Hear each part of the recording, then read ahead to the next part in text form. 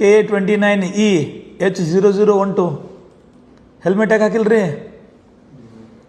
Dio ಗಾಡಿ ನೀವೇ ಎಲ್ರಿಗೂ ನಮಸ್ಕಾರ. ನನ್ನ ಹೆಸರು ಗಜಾನನ ಸುತಾರ್ ಅಂತ ಹೇಳ್ಬಿಟ್ಟು DYSP ಬಾಗಲಕೋಟೆ ಕೆಲಸ ಮಾಡ್ತಾ ಇದ್ದೀನಿ. ಬಾಗಲಕೋಟೆ ಜಿಲ್ಲೆಯಲ್ಲಿ ಇತ್ತೀಚೆಗೆ ಇಂಟೆಲಿಜೆಂಟ್ ಟ್ರಾಫಿಕ್ ಮ್ಯಾನೇಜ್ಮೆಂಟ್ ಸಿಸ್ಟಮ್ನ ನಾವು ಜಾರಿಗೊಳಿಸಿದ್ದೀವಿ. ಇದರಲ್ಲಿ ಆರ್ಟಿಫಿಷಿಯಲ್ ಇಂಟೆಲಿಜೆನ್ಸ್ ಕ್ಯಾಮ್ರಾಗಳ ಮೂಲಕ ಟ್ರಾಫಿಕ್ ವಯಲೇಷನ್ಸ್ ಏನಿರ್ತವೆ ಅದನ್ನು ಕ್ಯಾಪ್ಚರ್ ಮಾಡ್ತೀವಿ.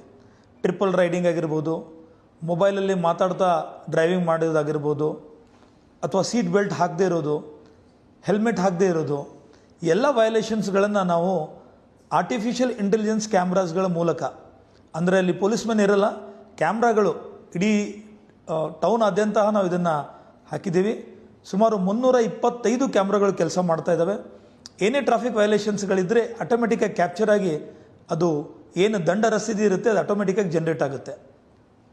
ಆವಾಗ ಆ RC ಓನರ್ ಏನಿರ್ತಾರೆ ಅವರಿಗೆ ಅದನ್ನು ನಾವು ಥ್ರೂ ಪೋಸ್ಟ್ ಮೂಲಕ ಮತ್ತು ಮೆಸೇಜ್ ಮೂಲಕ ದಂಡ ಕಟ್ಟಿ ಅಂತ ಹೇಳ್ಬಿಟ್ಟು ನಾವು ಕಳಿಸ್ಕೊಡ್ತೀವಿ. ಈ ಏನೊಂದು ದಂಡ ಕಟ್ಟೋ ಪದ್ಧತಿ ಇದೆ, ಇದು ಆ RCಗೆ ಬೋಜ ಮೇಲಕ ಕೂತ್ಕೊಳ್ಳುತ್ತೆ. ಹೀಗಿದ್ದಾಗ ಆ RC ಓನರು ಅದನ್ನು ಟ್ರಾನ್ಸ್ಫರ್ ಮಾಡೋದಾಗಲಿ ಅಥವಾ FC ಅಥವಾ ಇತರೆ RTO ಕೆಲಸಗಳನ್ನ ಮಾಡ್ಕೊಳ್ಳೋಕ್ಕೆ ಆಗಲ್ಲ.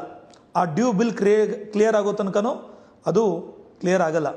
ಹೀಗಿದ್ದಾಗ ದಯವಿಟ್ಟು ಬಾಗಲಕೋಟೆಯ ಎಲ್ಲ ನಾಗರಿಕರಲ್ಲಿ ಒಂದು ಮನವಿ ಮಾಡೋದೇನಂತಂದರೆ, ದಯವಿಟ್ಟು ಟ್ರಾಫಿಕ್ ರೂಲ್ಸ್ನ ಫಾಲೋ ಮಾಡಿ.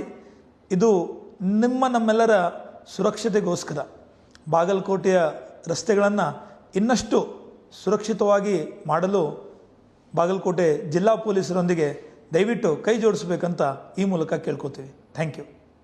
ಯೆಲ್ಲೋ ಕಲರ್ ಬಲೇರೋ ಯಾಕಪ್ಪ ಯೂನಿಫಾರ್ಮ್ ಹಾಕಿಲ್ಲ?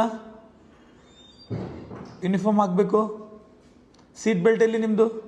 ನೀವೇ ಸೀಟ್ ಬೆಲ್ಟ್ ಹಾಕಬೇಕಲ್ಲ, ತಲೆ ಮೇಲೆ ಇರಬೇಕು. ಹಾಕೊಳ್ಳಿ ಹೆಲ್ಮೆಟು. ವಿದ್ಯಾಗಿರಿ ಸರ್ಕಲ್